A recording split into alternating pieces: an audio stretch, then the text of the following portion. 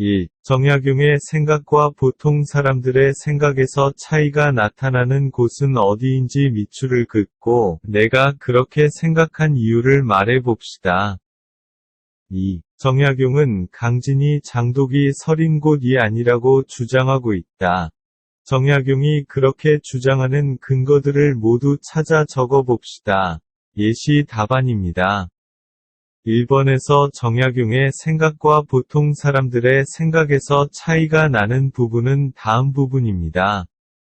한겨울에도 땅이 얼지 않아 농부는 들에서 밭을 갈고 배추가 새파랗게 자라며 노란 병아리가 논입니다. 사람들이 이런 것을 보면서 굳이 장독이 서린 곳이라고 하는 것은 여름해는 짧으면서도 오히려 서늘한 기온이 높은 것을 알지 못하기 때문입니다. 옛날에 어떤 사람이 더운 변방이라고 말하자 모두 따라서 그렇게 말하고 또 사람들이 오랫동안 따라서 그렇게 말해 와서 지금까지 그것이 사실이 아님을 밝히는 자가 없었을 뿐입니다.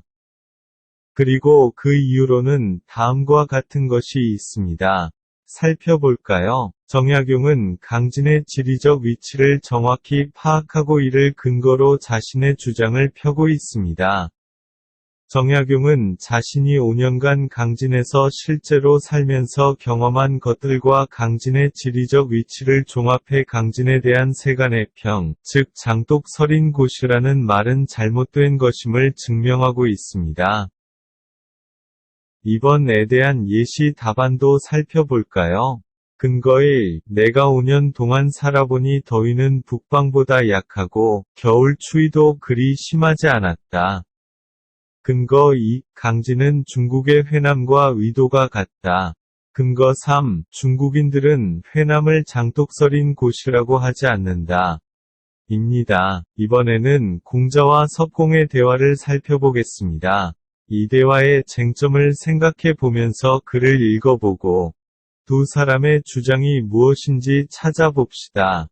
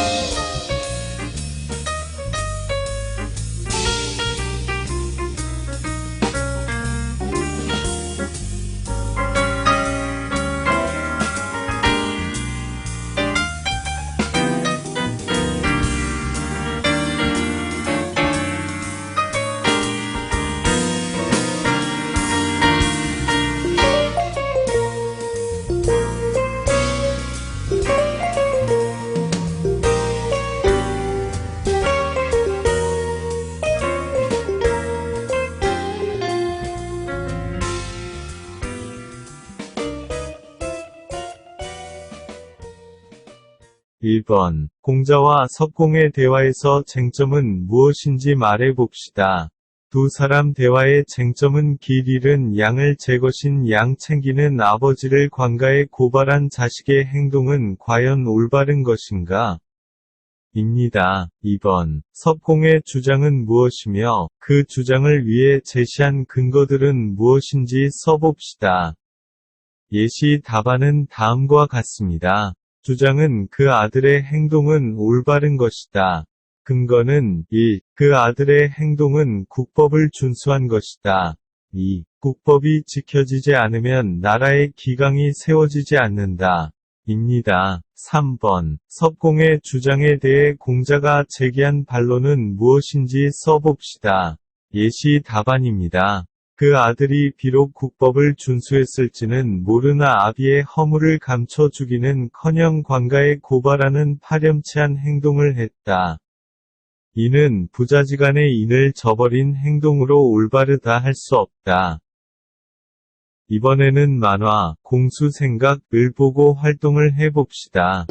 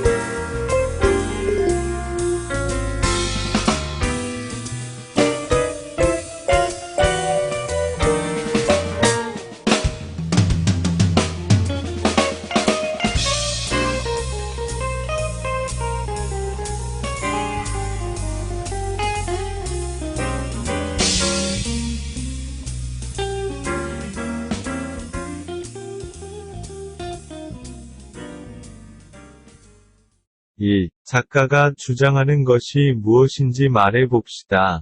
예시 답안입니다. 만화 속 정신병자들은 목표를 달성하고자 최선의 노력은 다하지 않고 수단만 가지고 핑계 삼고 있습니다. 2. 그렇게 생각하는 이유를 글로 써보자. 예시 답안입니다. 끈이 짧아서 땅에 닿을 수 없다고 하는 것은 이해가 가지만 땅에 닿기에 충분할 만큼 끈을 만들어 주어도 너무 길다고 불평합니다. 작가는 목표 달성을 위해 최선의 노력을 다하지 않고 수단만을 핑계 삼는 사람들을 저 정신병자들에 비유하는 듯합니다. 오늘 배운 내용을 정리해 볼까요? 오늘은 비판적 사고를 함양할 수 있는 방법에 대해 학습했습니다.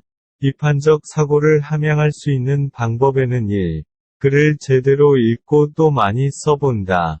2. 특정한 주제에 대하여 자신의 의견을 정립하되 이유와 함께 제시하는 연습을 해본다. 3. 신문 사설이나 칼럼 등을 읽고 주장과 함께 제시된 근거들이 적절한지 판단해보는 연습을 한다.